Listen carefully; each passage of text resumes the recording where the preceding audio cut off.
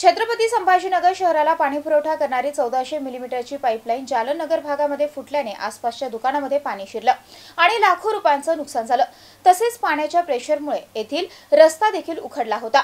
यासह सध्या तरी या जलवाहिनी दुरुस्तीचं काम सुरू असून वेळ प्रसंगी शहराचा पाणीपुरवठा विस्कळीत होण्याची शक्यता देखील वर्तवण्यात आली आहे।